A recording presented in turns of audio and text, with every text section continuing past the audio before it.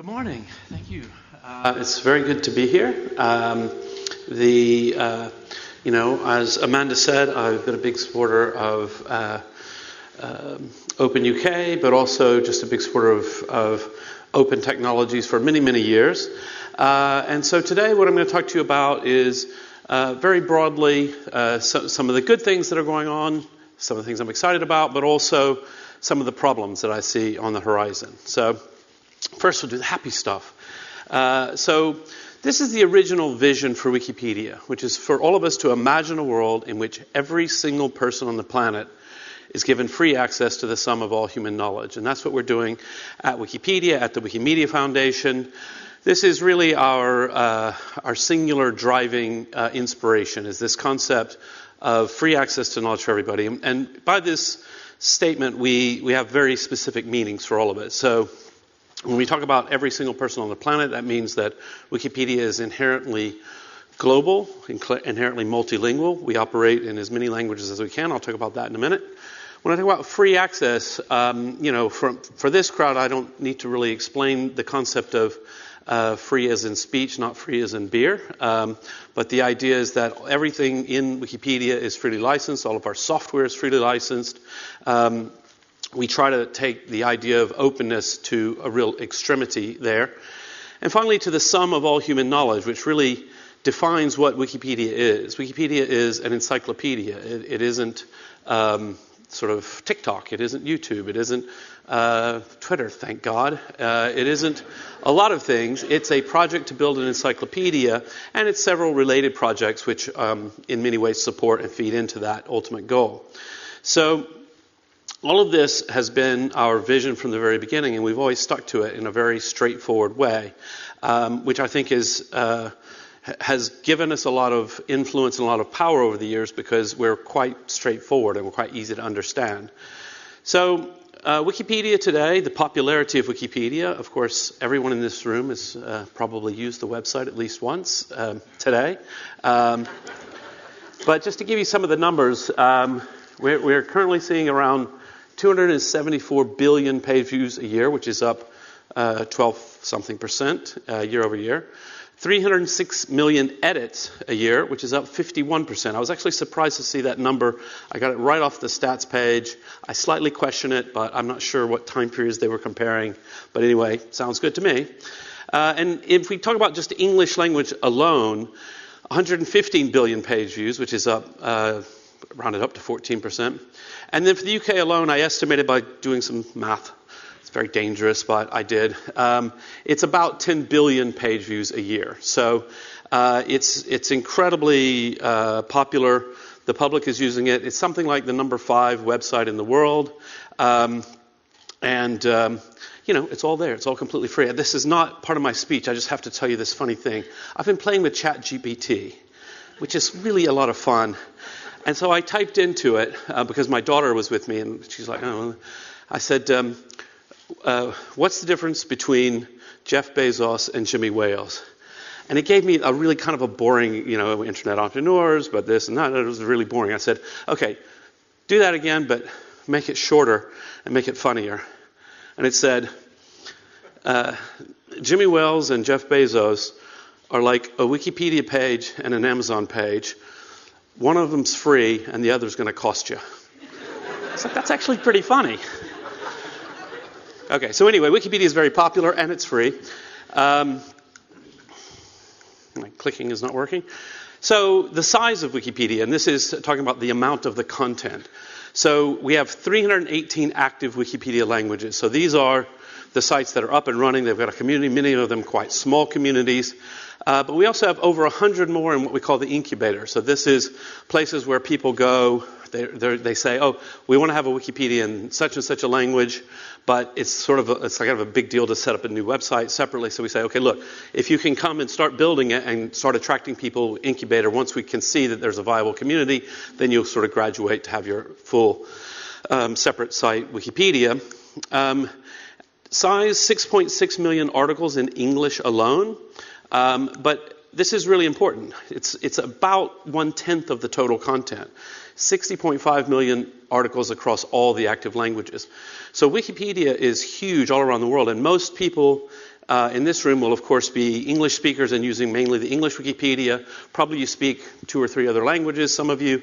If there are any Dutch people, you probably speak 5 languages. I find they're very good at languages. But in general, most of Wikipedia, most of us don't see. You don't see what's going on in all those languages that you don't speak. But there's huge communities all around the world working in Wikipedia. And of course, as we'll come on to, a lot of those communities are working in places and jurisdictions which definitely do not embrace the idea of an open society and open knowledge, and therefore we run into some difficulties. So important to know about Wikipedia is that we are a charity, the Wikimedia Foundation. I set up to own and operate Wikipedia, and that's what we do. We're relatively small. The entire Wikimedia Foundation has about 700 staff and contractors. Largely, the staff are working on software, product development, site operations, so keeping the site up and running. It's quite a big website, so you've got a lot of operations to keep it running. Finance, accounting, legal, fundraising, communications, trust and safety. So all of the sort of basic functions you would expect of a nonprofit. But here's the thing that you probably need to know, and that is part of what I'm going to talk about today when we come on to talking a little bit about the online safety bill here in the UK, is that the staff do not generally work on content and they do not generally work on user moderation. There are a few exceptions on user moderation when it involves an emergency, somebody's actual health and safety. We do have trust and safety people who are dealing with that sort of thing. But your routine day-to-day user moderation is not at all handled by staff. It is all handled by the open community of the Wikipedians. So how user moderation usually works. If you go out and you look at pretty much every other non-wiki type of website, the way user moderation works is basically what I would call the feudal model. So what I mean by that is all the people are there, they're doing whatever they do, they're uploading videos, they're commenting on posts, they're posting, they're doing all the things that people do online, but they're doing it on the master's estate. It's a feudal model. As an end user, you don't actually have any control over really what's happening there. Content moderation is done top-down. Paid staff are constantly reviewing and making decisions on content. This is quite famously very, very difficult. And so you'll get endless debates about, was Twitter pre-Elon Musk biased towards the left? I wouldn't say so myself, but it was a question that people had, is like, are they blocking people disproportionately if they are right-wing versus left-wing?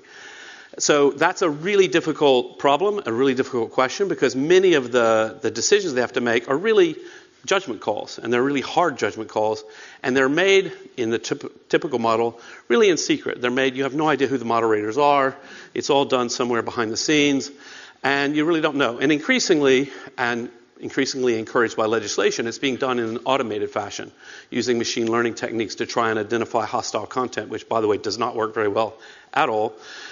But that's the direction that a lot of those sites are going. And we know this doesn't scale very well at all. If you've ever, so let's take Twitter as an example. So go on Twitter. This example worked a little bit better before Elon took over because, well, I'll still go through the example. So you go on Twitter and you see somebody doing something horrible. Define in your own mind what you mean by horrible, but they're violating the terms of use of the website. They're being mean to someone. They're racist, whatever it might be.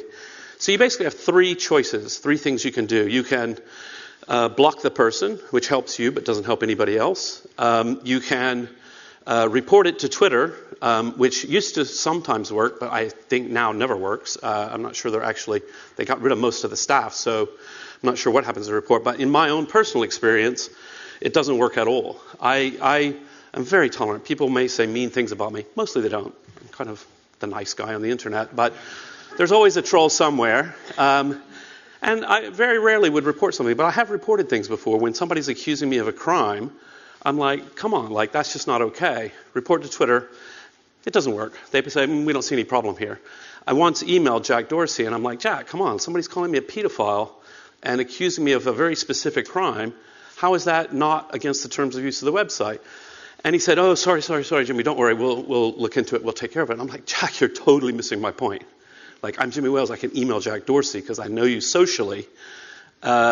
Most people's experience of Twitter is far worse. They can't get any answer from anybody. It's really bad. So it doesn't scale well at all.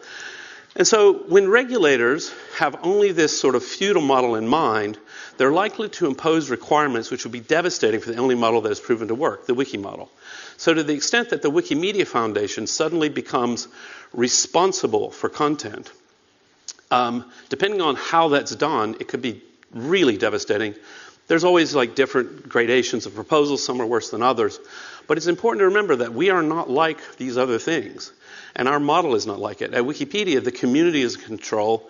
It's all transparent. People have huge debates and arguments about whether and what. And it actually works really well. If you go onto Wikipedia and you say the kind of stuff that's routine on Twitter, you will get blocked very, very quickly. The community does not put up with personal attacks and hate speech and all that. If you're just being a bit of a pain in the ass, okay, you could get blocked for that, but it takes longer and there's a big open debate and some of those questions are really hard. But the ones that are the hard cases, that the big companies make the decisions behind the scenes and then people complain about it or they don't understand or they don't know what's happened, we do all those debates out in public. We sort of chew on things. Quite famously recently, there were the Twitter files. So when Elon took over Twitter, he released a bunch of internal documents. I didn't really look into it all that closely. Somebody quickly created an article in Wikipedia about it, and it was immediately nominated for deletion, and a deletion debate happened. And the real question was, these are all about Hunter Biden's laptop, as I understand it. And the real question was not, should we suppress this information and not let the public read about the Twitter files in Wikipedia? The real question that was being debated actively is, actually, isn't this just part of the whole Hunter Biden story? And shouldn't this? It's a really geeky Wikipedia editorial question. Should it be here or here? Elon tweeted about it as if we were sort of crazy left-wingers who were trying to suppress information to support Joe Biden. That's crazy. It's wrong. And all you had to do was go and read the discussion, and you would see, no, actually what we were debating is, sort of internal editorial matters. No one in that debate was saying we shouldn't have this information. They were just saying, where should it be? And furthermore, it took just a few hours, and it was what we call a snowball close, which means somebody looked at one of the admins looked at all the community admins, by the way, not staff, looked at the debate and said, oh, look, this is obviously going to be a keep. Let's just not even debate it anymore. And they closed the debate. That's pretty normal. That's the routine operation of Wikipedia, which doesn't involve the company making decisions about potentially, let's say, legal but harmful content, a really perverse and strange expression that's come up a lot in the UK debates. It's really about people chewing on ideas and thinking about how do we best present the facts? How do we get to the truth? And within that, there'll be different points of view and different arguments and different debates. Some people are better at it than others. Some people come in and they're not acting in good faith. They're making specious arguments and so forth. But that's all part of the noise. That's democracy. That's openness. So for us, the community monitors and polices the content. These administrators, the ones I mentioned who might close the debate or decide what the result of a debate is, they are elected by the community, and they have to follow very strict rules, and all their actions are transparent. Everything they do on the site, from blocking someone or deleting something or merging something or whatever it might be, that's all transparent, and they are held accountable by the community for that. You can lose your admin rights if you're not doing it the right way. It's kind of hard to lose your admin rights because we want people to be able to make unpopular decisions. But in general, there are these built-in checks and balances in the system, which aren't perfect, but it works pretty well. The larger disputes in larger communities are settled by a sort of Supreme Court. So this is elected by the community for fixed terms. This is called the Arbitration Committee, or ARBCOM for short. In the Arbitration Committee, it's very formalistic. They hear cases. People come and they post arguments on either side, and then they make a binding decision.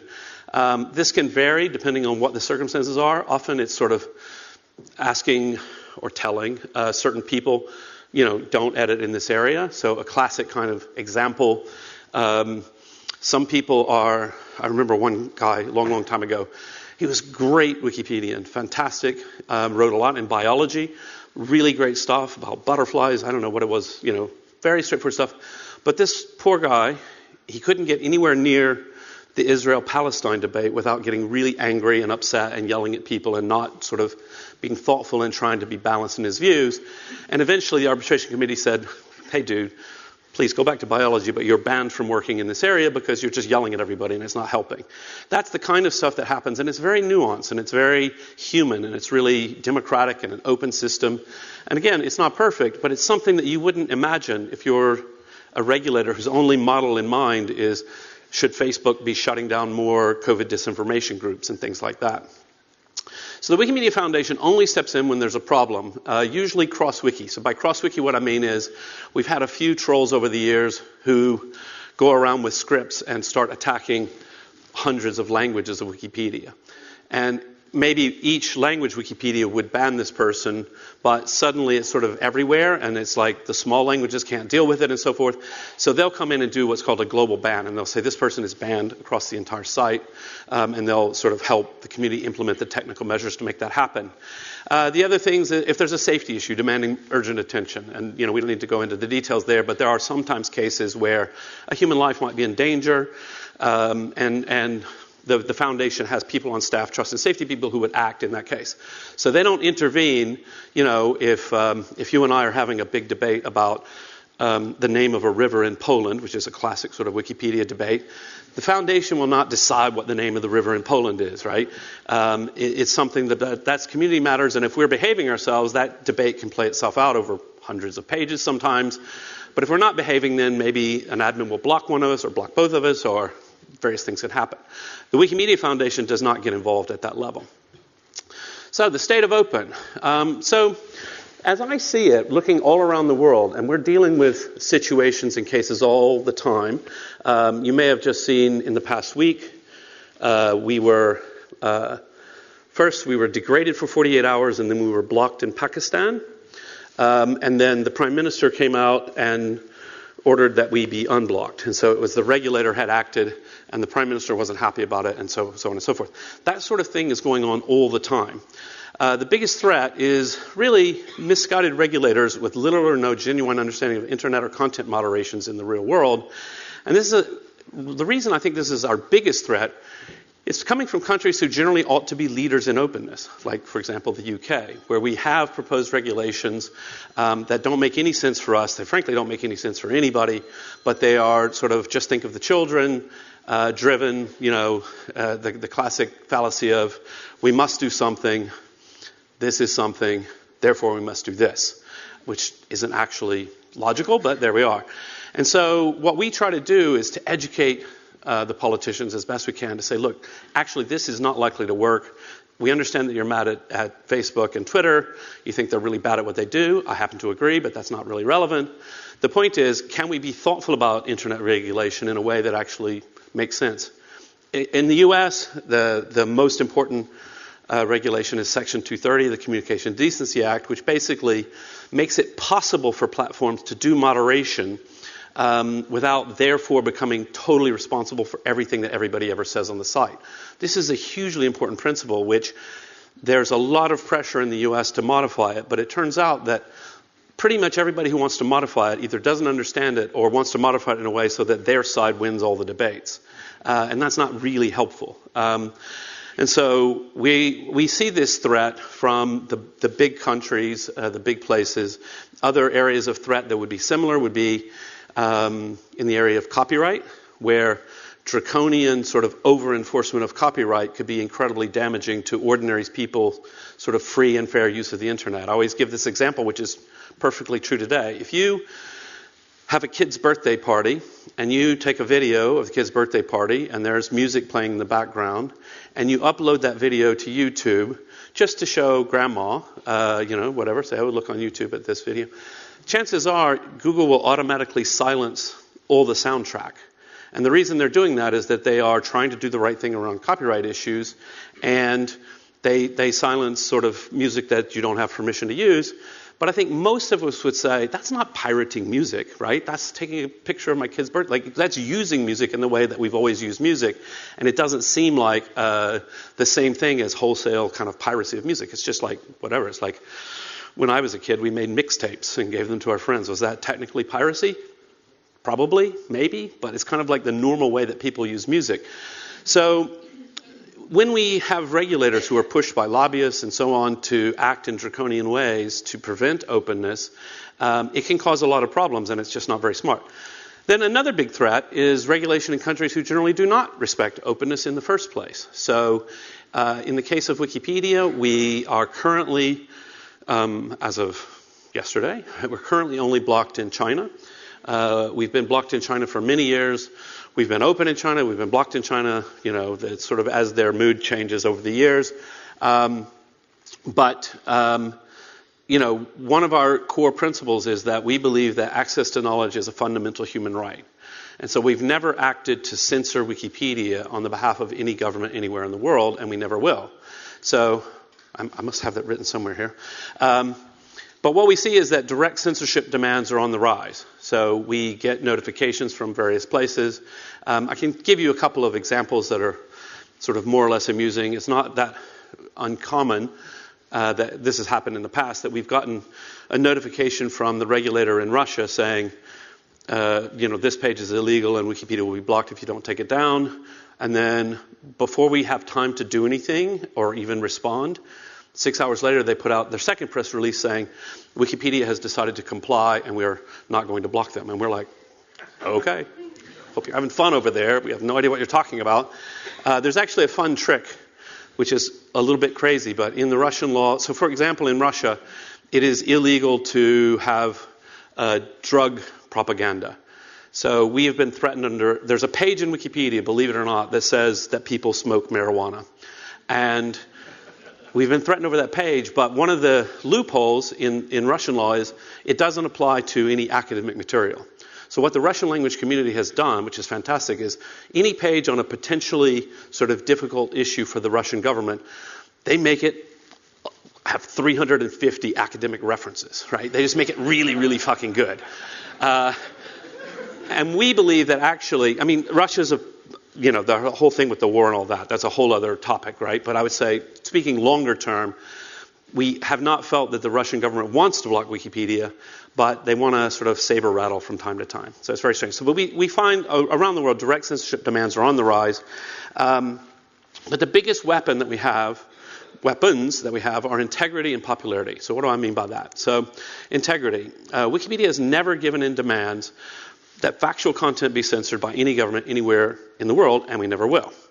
And so countries that practice censorship may find this surprising. Typically, what happens, I'll give Turkey as an example. Turkey threatened Twitter with a block. I think they did block them for a while. And what Twitter decided to do, this is pre-Elon Twitter, I have no idea whether they're going to suddenly become at least principled on freedom of expression. Kind of doubt it, but we'll see. What they did is they would take down certain tweets, but only in that country. So if you were in Turkey, you wouldn't be able to see the tweets of people criticizing the government. Well, we would never do that. But because most companies will do that, when they blocked Wikipedia, they thought we would crumble immediately and change the text of 4 pages that they were complaining about. And we're like, these pages, unfortunately for you, are very well sourced and factually true. So no, we're never going to do that. And they were like, well, you could just, change it or block those pages, like don't show those pages in Turkey. And we're like, it's a human right, so no. And in Turkey, thank goodness, we fought in the courts. We took it to the Supreme Court of Turkey. We were threatening to take it to the European Court of Human Rights because Turkey is a signatory to ECHR. And we won in the Supreme Court of Turkey in a landmark decision about blocking websites in Turkey. And I'm really proud of that. Like that we would now say there is a Supreme Court precedent in Turkey that they can't just block us because the president's office doesn't like a certain page. Like that's really, really important.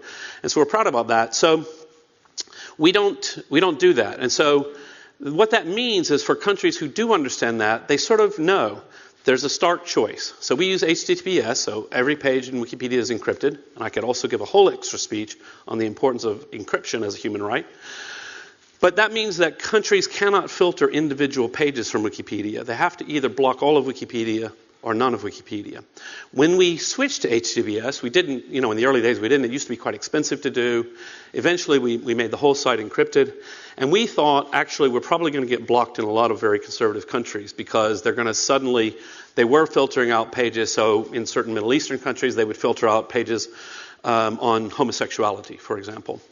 So suddenly they can't do that. So what would they do? Would they block all of Wikipedia? And basically 100% of them all decided it's just too valuable. Like we can't just block all of Wikipedia.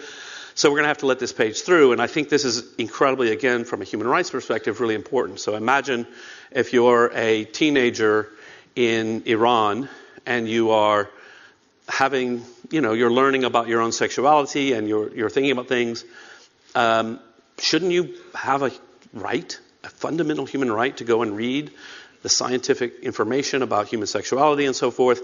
I would say yes, and now that's happening because Wikipedia is just too, we won't just sort of filter certain pages because it's demanded.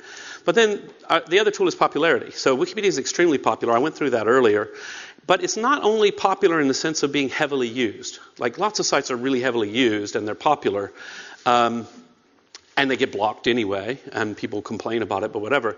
But it's also popular in the sense of being beloved and respected. Like if you say, we've blocked this because there was radical content, maybe it's Twitter or whatever, people go, yeah, there probably is some radical content on Twitter. There's a lot of assholes on Twitter. But if you block Wikipedia, people who use Wikipedia, they're like, it doesn't seem like that's a terrorist website. You can't really get away with that because we love Wikipedia, and the more they know about us, And then we've also been willing to black out our pages in protest. We did this in the U.S. against a really ridiculous copyright bill, SOPA PIPA. We've done it in other countries whenever it was necessary. And it works. It works really well. Like if Wikipedia blacks out and says, hey, everybody pay attention, you need to contact your legislator because something is about to happen that's going to really damage Wikipedia. I mean, the U.S. House of Representatives phone system crashed that day. Like, it was a huge deal. And they immediately backed down, and we thought that was really important. Actually, one of my favorite quotes of all time came just after that when the head of the MPAA, was it MPAA? Yeah, MPAA said, he blurted out, I mean, he said the quiet part out loud is what I would say. He said to all the congressmen who backed down, he's like, you know, I gave you all this money, and you're supposed to be there for me, and here you are, and you're not. And I'm like, and then he said about Wikipedia, this is an abuse of power. And I'm like, actually, donating money to politicians and expecting them to do what you say, that's an abuse of power.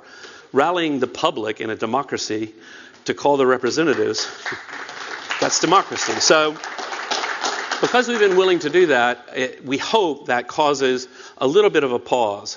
We don't want to do that too often because, you know, Boy Who Cried Wolf, we can't go crazy about every little sort of bad, small adjustment to regulation that's out there. But increasingly, we have decided, we've taken the decision 4 or 5 years ago, and it takes a long time to build up, but we're building our sort of public policy infrastructure. So we've got more people now in more countries who are able to actually engage. We've got local chapters all around the world. We've got an increasing size of our public policy team because we realize actually sort of we don't want to be in a position where we have to black out the site because nobody talked to us, right? We want a seat at the table. We want to be able to talk to the regulators beforehand, but also to let them know, like, really, you know, we are pretty inflexible. So if you think this is a negotiation, that's probably not right because we're not going to agree to censor Wikipedia to suit you. On the other hand, we can probably help you think about the real problems and things. So in the UK, for example, there's all this hubbub about the online safety bill. You know what? The safety of children online is incredibly important. Like, that's a serious topic. So we don't want to be obstructionist just to be obstructionist. But what we do want to say is, actually, stuff you're proposing that isn't going to help, don't do that stuff. Like, that's actually harmful. So as an example, it just keeps bubbling up over and over and over again in this country of encryption. Breaking end-to-end encryption. This is an incredibly bad idea from any online safety perspective, but it just keeps coming up over and over again, and so we just have to explain over and over again, like, actually, encryption is really important, and you wouldn't want to break it. So, the bigger issue here is not Wikipedia per se. I would say that due to our size and power, we're likely to find a way to endure. And this is actually true, interestingly, of a lot of other players in this. I worry more about the principles of the open internet for the future, for all the startups, all the small organizations, all of the different people who might have all kinds of new ideas. Just to give one example, if social media is regulated on the assumption that it's all exactly like Facebook and Twitter, then you will impose on upstart competitors rules that force them into that same feudal model. You have all these responsibilities and things you have to do, and there's no way to do that and also let your community kind of make decisions and so forth. And so that's part of the issue is, we're big enough to probably survive, but we have to fight for the ecosystem and the things that we believe in. And if we look to history, large companies often do not mind regulation, just so long as the regulation puts up barriers to entry against newcomers. So we have seen statements from Mark Zuckerberg that they would welcome some regulation of social media. Well, of course they would. Just as long as any new upcomer can't comply with it or it's too expensive, they can afford it. Their profits will be a little lower. They'll just have to hire a bunch more staff. They'll have to, it's very common to sort of propose, they could use AI to do this. It's like, yeah, but what about that 3-person startup who's just getting started with a clever idea about a genuine community model? What about, I give one example that I love to talk about is there's a fantastic, I think it's called onering.net, but it's basically a Lord of the Rings message board. Lovely community. It's a small hobby website. It's, they post memes, they chat all the time. And they were really worried about the European copyright directive because a lot of what gets posted on the site is memes and sort of images from the movies and so on. And they're like, as far as we can tell, we're going to be held responsible in Europe for vast penalties and fines up to, whatever. And we don't know how to deal with it. And, one of the things that was said is, you know what? They could close down their website and move and become a Facebook group. Their community could do that. For me, this is a sad outcome. You don't want to have all the small players have to pull out and say, I can't afford this kind of regulation, therefore I'm just going to have to sort of run my site on Facebook. That's a really bad outcome for everybody, except maybe Facebook. That's it for me. Thank you.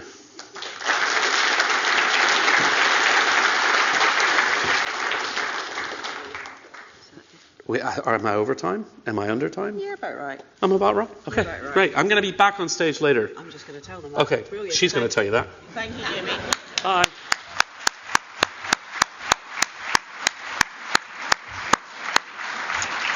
So,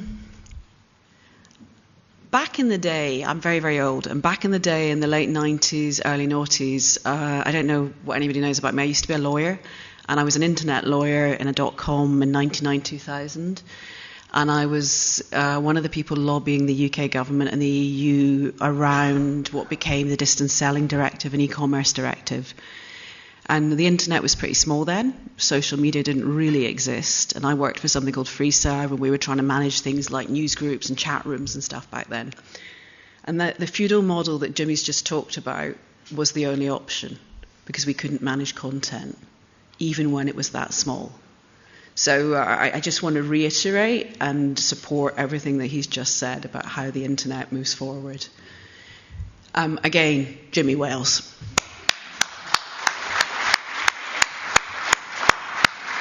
So as Jimmy said, he will be with Emma Thwaites, who's the communications director from the Open Data Institute. The Open Data Institute has really kindly hosted and curated the whole of the content on for Open Data.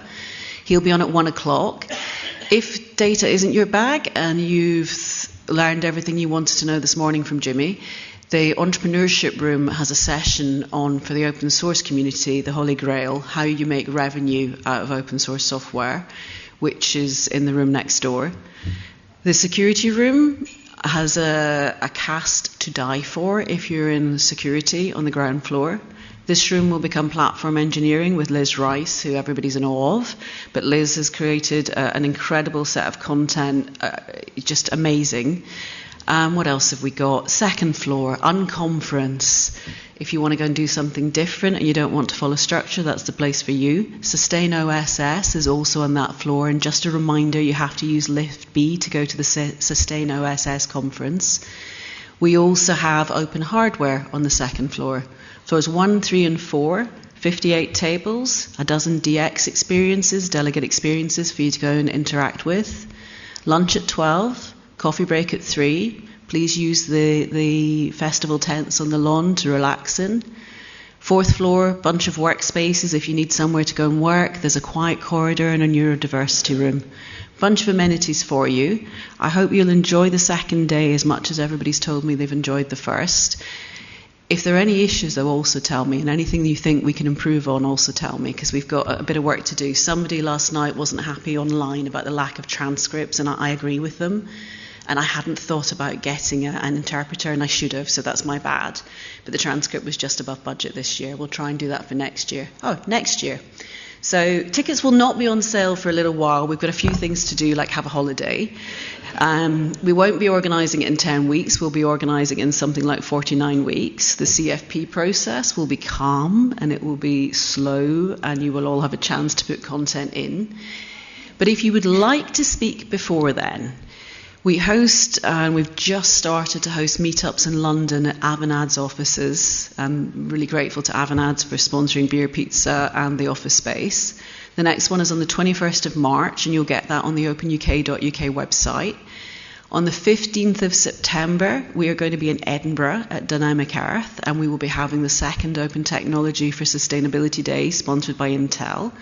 That's a free-to-attend event that will focus on the COP26 progress that we've made.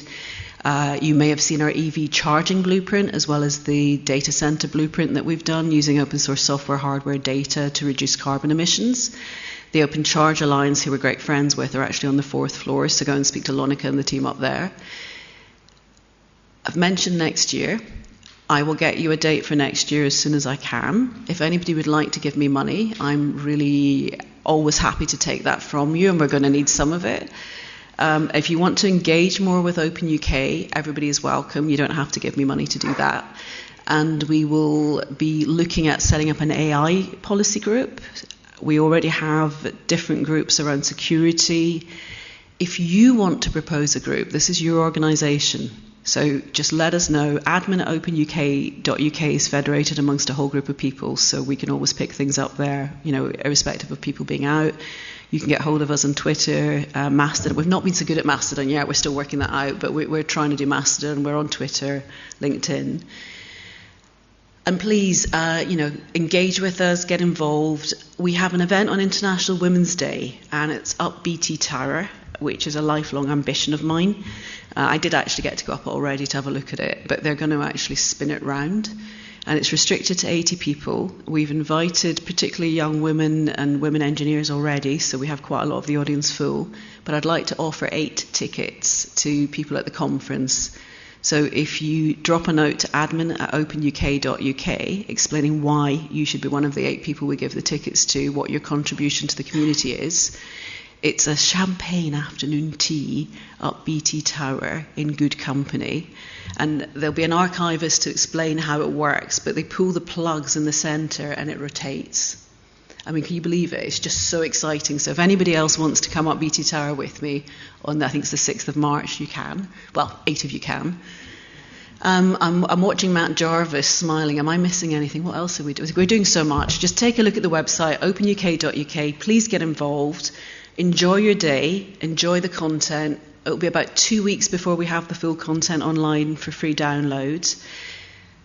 Let me know good things, bad things, what you want to see next year. This conference is about all of you, and help us shape it for next year. And enjoy your day. Thank you.